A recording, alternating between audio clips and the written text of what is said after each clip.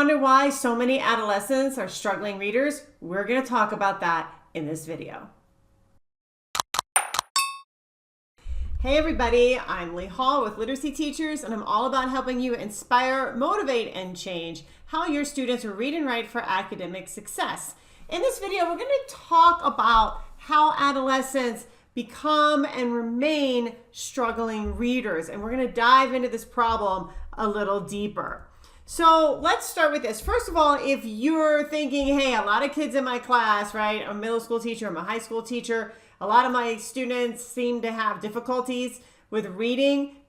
You're not crazy, right? They really do, right? About 65% of students in the United States are not going to have the skills they need to comprehend text successfully at their grade level. So anyways, there's going to be a lot of them, okay? So let's talk about how and why this is happening, because it's certainly a problem that we've been working on and trying to remedy for some time. So first, know that difficulties start early, right? First, second grade, okay? So any kid that you see 12, 13, 15, 18 years old, they didn't just all of a sudden start having difficulties. And I'm sure you know this. They've had difficulties with reading, right, their whole career in school, right?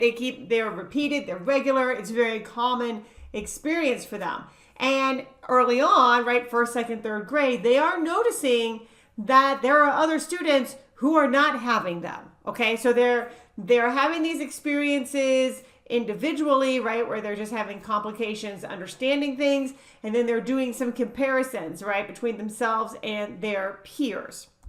Now, the other thing that happens is they tend to stay in a loop. They tend to stay in a cycle that follows them, right, all throughout their careers, right? They might be in special pull-out programs for reading. I remember a long time ago when I was a middle school teacher, if students failed the reading test in 6th grade, and this was the same case for the math test too, when they went to 7th grade, let's say you failed reading, well, there was a semester where you didn't get an elective, you had to take a special reading class. And if you failed math, it was the same thing. So if you failed reading and math and you never had an elective, you were always in a special class. So they get pull-out programs, and you can see my video. I'm going to have a card pop up that'll talk to you about why pull-out programs don't work. They're full of good intentions, but they typically don't work. They're often giving easier text to read, right? And of course, the rationale for this being that they need something to read that's on their level. That's also a heavily flawed argument. I'm going to have another card pop up right now so you can learn a little bit more about that if you'd like. And ironically, they may not actually have many opportunities to read. So when we're pulling kids out, right, putting them in small groups, trying to help them learn skills and strategies, a lot of times we're teaching, but we're not giving them the opportunity to read, okay? So it's really, really interesting there.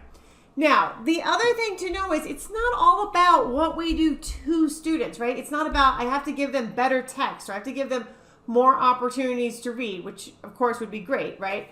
Or I have to teach them more things, or I have to teach better, or I have to teach different. Those are all good things. All of those things do matter, but here's the thing. At the end of the day, the power resides with the students. And a lot of struggling readers are going to tell you that they're probably not going to use the strategies that you're teaching them that would help them comprehend text, okay? And they may also tell you that they're going to limit their participation, which means they may or may not try to do the reading.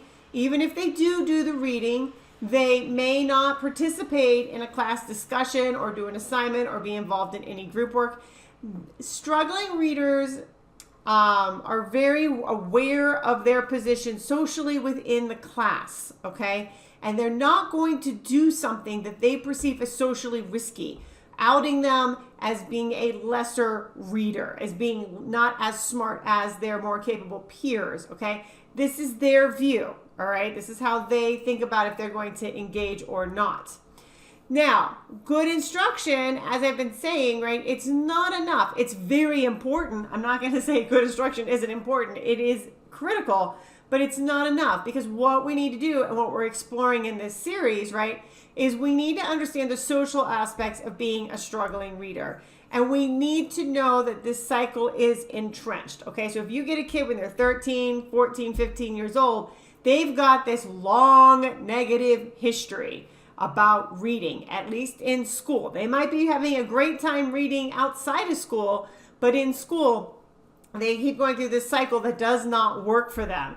And so what we want to do ultimately is find ways to break that cycle and give them good experiences with reading. So stay with this series because we're going to talk about more about how you do that, how you break this cycle so that your students can grow as readers.